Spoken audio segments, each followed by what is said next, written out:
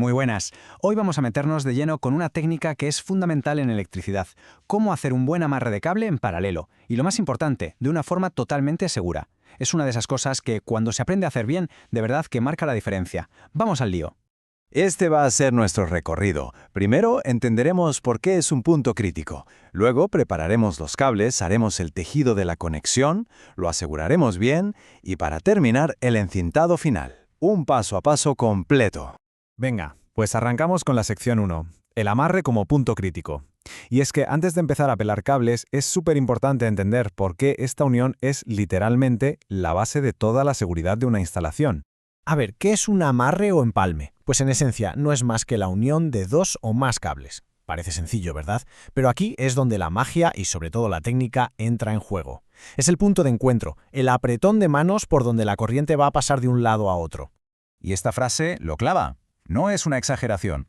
Un empalme mal hecho es una bomba de relojería. Puede generar calor, falsos contactos, averías e incluso incendios. Pensemos que la fiabilidad de toda una instalación eléctrica depende de que esta pequeña conexión esté, sencillamente, perfecta. Bueno, pues pasamos de la teoría a la práctica. Sección 2, la preparación de los conductores. Este es el primer paso manual. Y creedme, si esto se hace bien, ya tenemos la mitad del trabajo hecho para una conexión de 10. La precisión es clave desde el principio. ¿Cuánto aislante hay que quitar? Pues ahí lo tenemos, entre 3 y 4 centímetros.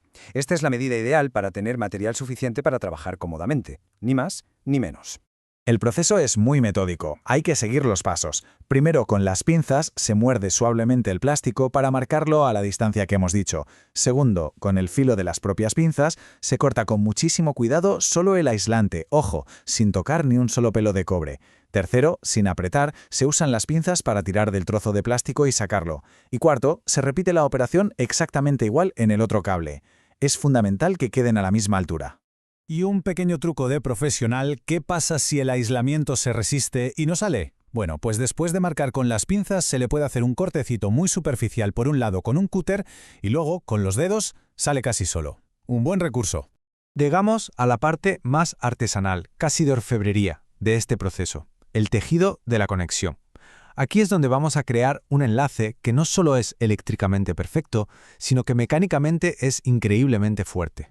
La técnica es una pasada. Primero, se abren los hilos de cobre de cada cable y se peinan con los dedos para que queden rectos. Después, se colocan uno al lado del otro, en paralelo. Se coge un solo hilito del primer cable y se empieza a enrollar bien apretado alrededor de los dos. Y aquí viene el truco. Ahora se coge un hilo del segundo cable y se sigue enrollando justo donde terminó el anterior. Y así vamos alternando, un hilo de un lado, un hilo del otro, hasta que hayamos cubierto más o menos la mitad del cobre. ¿Por qué así? Porque este entrelazado hace que la unión se sujete a sí misma desde ambos lados. Es fuerza pura. Y esto es crucial. Las vueltas tienen que quedar perfectamente juntas, una pegada a la otra, como si fuesen los anillos de un muelle. Hay que evitar a toda costa que los hilos se monten unos encima de otros. Un empalme ordenado es un empalme con un contacto eléctrico máximo.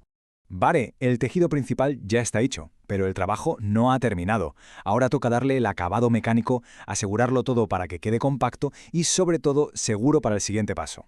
Con las pinzas se van apretando todas esas puntitas de los hilos que hemos usado para enrollar y que han quedado sueltas.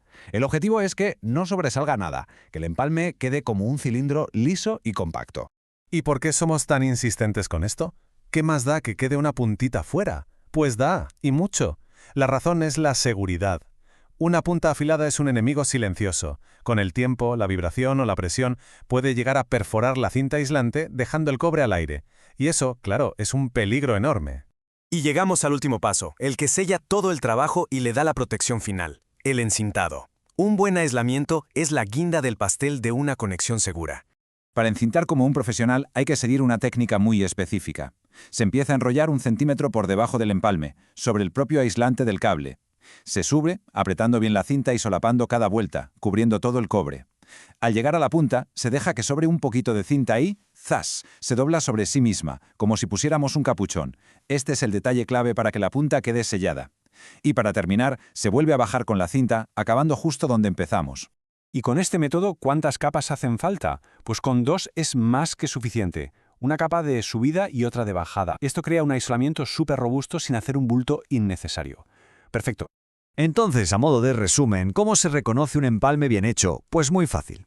Tiene que ser compacto, no puede tener puntas filosas, al tocarlo se tiene que sentir apretado y firme, debe estar completamente aislado y, por supuesto, lo más importante, no se puede ver ni el más mínimo brillo de cobre por ninguna parte.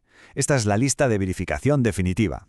Pues ahí queda, todo el proceso, paso a paso. Siguiendo esta técnica, lo que podría ser el punto más débil de una instalación se convierte en una conexión sólida, segura y hecha para durar. Ahora la pregunta ya no es cómo se hace, sino ¿listos para ponerlo en práctica y conseguir conexiones perfectas?